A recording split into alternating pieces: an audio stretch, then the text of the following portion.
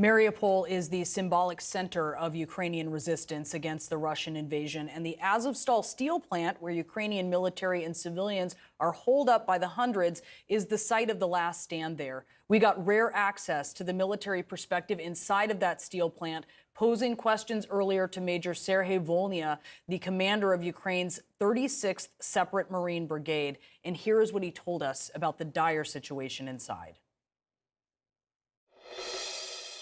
Commander, can you tell us what the current situation is where you are? The situation is critical. It's beyond a humanitarian catastrophe. Sir, President Zelensky's office says an operation to evacuate civilians from the plant is planned for today. What can you tell us about that? I don't know the details. I know that a mission has arrived in Zaporizhia and that they are going to try and mount a rescue operation. How many civilians are still sheltering inside of the steel plant? These are hundreds of people, and they have dozens of children with them. The youngest is 4 months old. Commander, you say you're keeping track specifically of the children here. How many kids are there, and can you tell us their ages? I know there are about 60 young people there, and the youngest is 4 months old and the oldest is 17. I don't actually keep track of them because that's somebody else's job. I've got a different job. Are the children there at risk? All I can say about the children is that they're looked after by the Marines, and as far as I know, they're fine, and there is no risk to their safety at the moment. There hasn't been any direct threat to their safety. We're looking after them. Sir, what is the food and the medical situation? The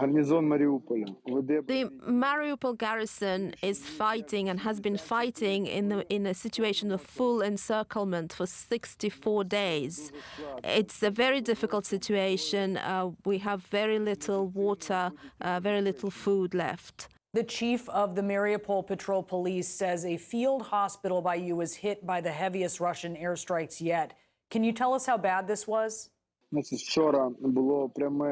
Yes, yesterday was a heavy strike on a direct hit on the field hospital that is situated inside Azov steel plant, and the operating theater was hit directly. And all the surgical equipment, everything that is necessary to perform surgery has been destroyed. So right now we cannot treat our wounded, especially those with shrapnel wounds and with bullet wounds. Sir, you say that there are more than 500 people injured at the steel factory, both military and civilians, even before this field hospital was hit. Are medical personnel there able to treat them? We are looking after the wounded right now with whatever tools we have. We have our army medics, and they're using every skill they have to look after the wounded. Right now, we don't have any tools, any surgical tools, but we have some basics. But we are in dire need of medication. We have almost no medication left. I know you say you've spoken to or texted with President Zelensky daily for the last 2 months. What has he said to you? President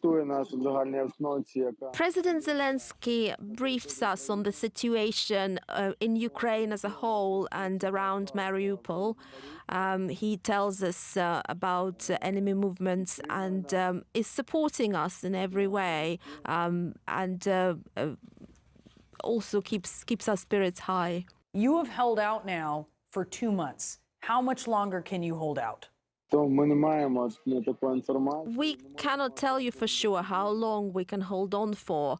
That all depends on the enemy movements and also on luck.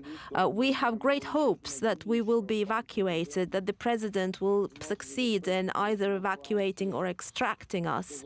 And we'll just have to hope and see what happens.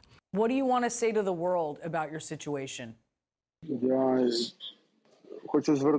I would urge the world and the diplomatic leaders and world leaders and religious leaders to listen to us and to give us a humanitarian corridor from Azovstal, to give us an extraction procedure so that we can have a safe exit from Azovstal, either to a third country or to a territory controlled by Ukraine. Sergei Volina with the Ukrainian army in Mariupol, thank you so much for joining us this morning.